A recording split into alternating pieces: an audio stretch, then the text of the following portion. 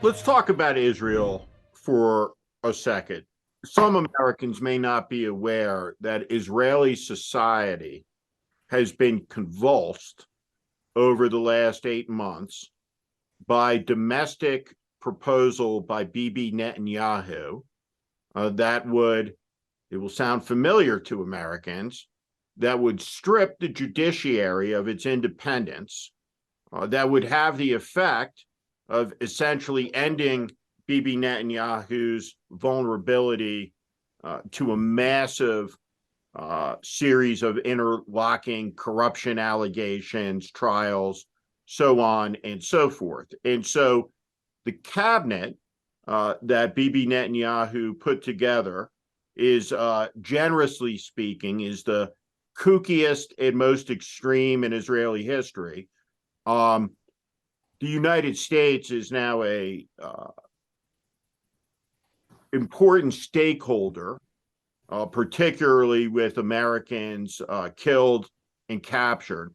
So the continuation of Netanyahu's extremist nutty cabinet, as opposed to a unity government that is prepared to make a moral argument about a very difficult war ahead on the global stage, is something that's well within the purview of the United States, well within the purview of the United States to care a lot about. But you've had 8 months of chaos in Israel.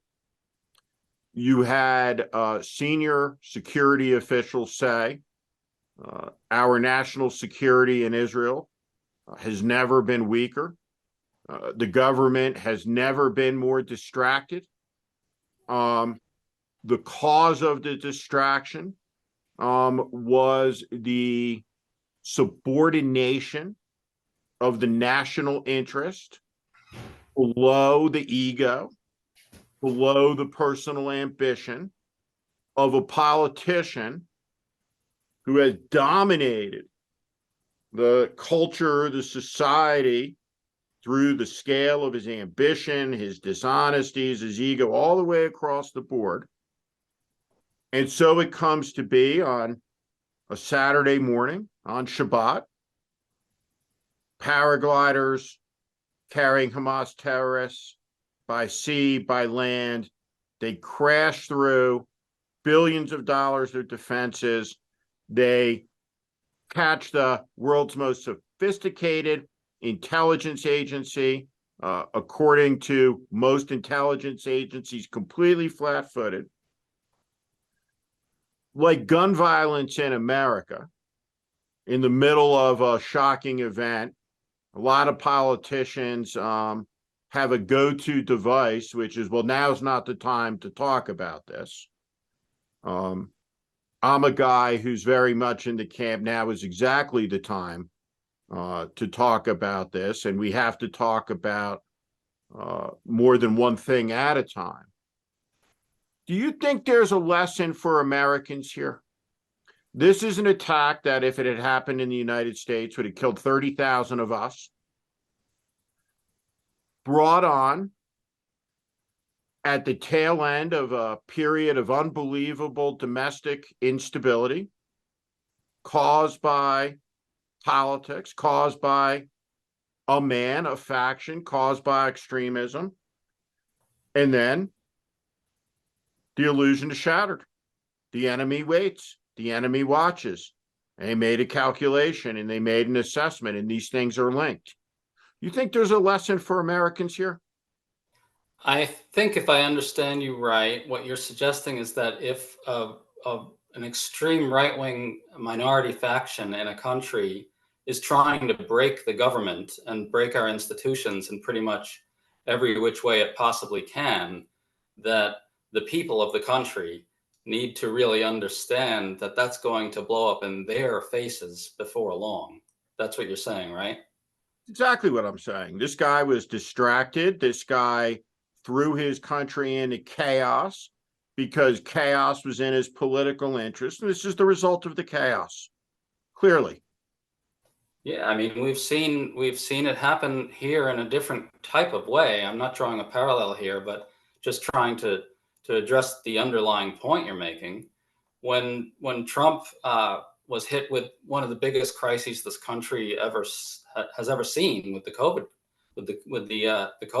pandemic, we really saw the price of broken institutions and a movement that lives to essentially destroy the possibility of serious, sustained collective action by government in the face of challenges. And I would hope that people don't take the lesson from this, to go back to what you said earlier, that the answer is the person who is telling you your institutions are corrupt and only I can fix it, but the opposite. It's when autocrats like that try to destroy our institutions that we're left less prepared to deal with the most serious challenges we face. I want to ask you a direct question that you raised, and I have noticed it. I suspect the American people have noticed it. In all of the coverage through last night at midnight, and I watched a lot of it, I haven't seen anybody from the American government, as we have a carrier strike group steaming towards the Israeli coast in the Eastern Mediterranean, talk about Hamas killed Americans. And apparently they have some live Americans. And I want to enunciate a position on this. I don't care if they were kidnapped and taken into the Gaza Strip wearing a MAGA hat.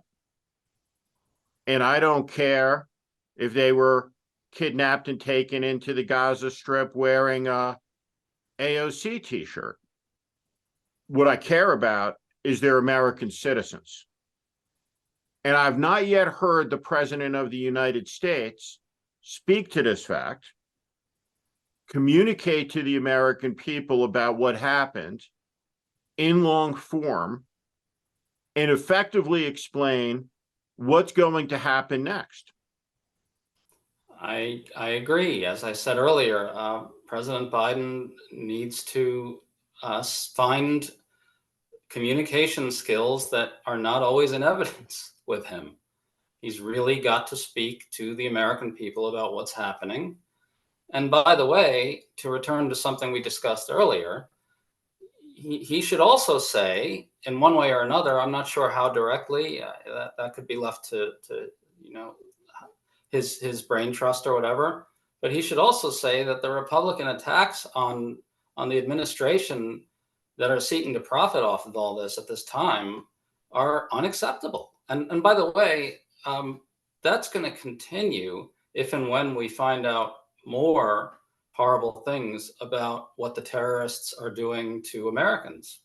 It's going to get louder from the Republican Party. You know this as a former Republican. And I don't see any signs, at least as of yet, that the president and his brain trust are prepared for that. And that's a secondary concern to what you're talking about, which is communicating with the country. But it certainly has to be, it should be on their minds. I don't hear anything. Neither do you.